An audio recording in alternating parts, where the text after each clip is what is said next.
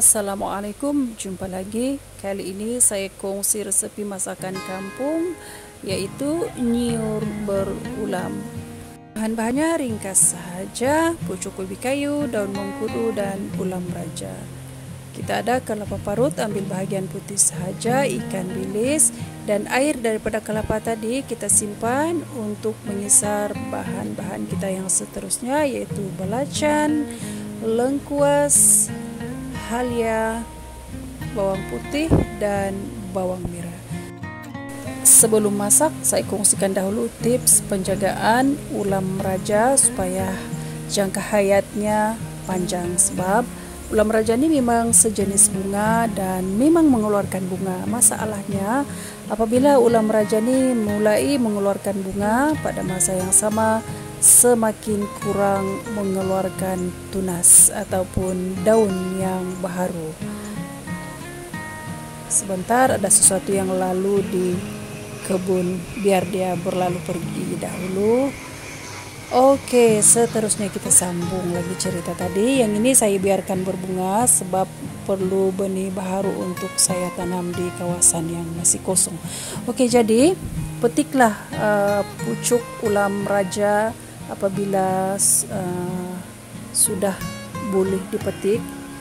Jangan petik pada waktu masih terlalu rendah supaya tidak kering. Jadi petik pucuknya selalu supaya akan tumbuh tunas yang baharu, dan apabila tunas yang baharu itu mulai subur, petik lagi supaya bercambah dahan ataupun pucuk yang baharu.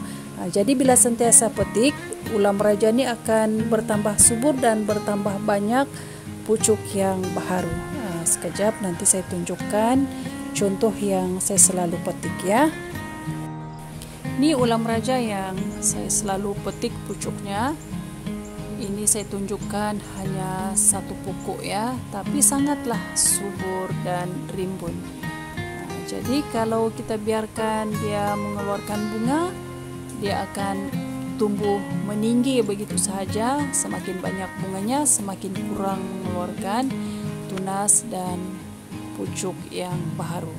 Maka apabila selesai berbunga, keringlah kita punya pokok ulam raja. Jadi inilah tips saya untuk memanjangkan jangka hayat pokok ulam raja. Ini sudah berumur 5 bulan, masih lagi sangat subur dan mengeluarkan pucuk-pucuk yang muda. Sekejap saya tunjukkan pula ulam raja yang seumur dengan pokok ulam raja yang ini, yang subur nih, tapi saya biarkan berbunga untuk dijadikan benih baharu. Oke, ini dia ulam raja yang saya biarkan berbunga. Ia hanya tumbuh tinggi, mengeluarkan bunga, dan semakin kurang mengeluarkan pucuk ataupun daun yang baharu.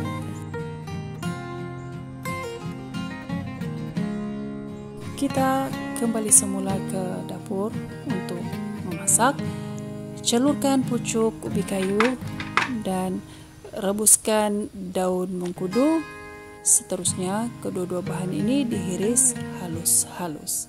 Kita akan kisar bahan-bahan yang lain kecuali ikan bilis dan cili padi. Kita masukkan juga air kelapa yang kita stokkan tadi. Masukkan kelapa parut kita. Sekiranya air tidak mencukupi untuk mengisar bahan-bahan ini, kita boleh tambah dengan air biasa. Bahan-bahan ini kita akan masak terus ke dalam kuali tanpa menggunakan sebarang minyak. Sangat mudah. Masukkan ikan bilis, masukkan cili padi, kacau-kacau di atas api sederhana besar. Jangan lupa perasakan garam dan perancang masakan yang lain.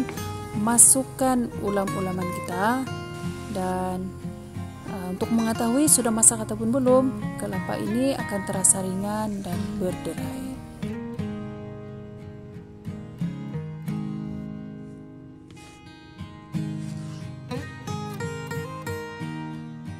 Alhamdulillah, akhirnya siap juga nyiur berulam kita. Dan ini biasanya dimakan bersama dengan nasi putih ataupun dimakan bersama dengan bubur. Jadi kedua-duanya saya sudah coba, memang oke, alhamdulillah. Dan cara memasaknya juga ada dua.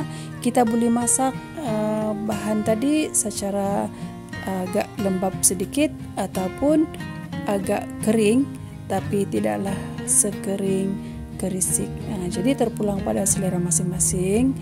Boleh coba dan boleh komen ya di ruang komen nanti.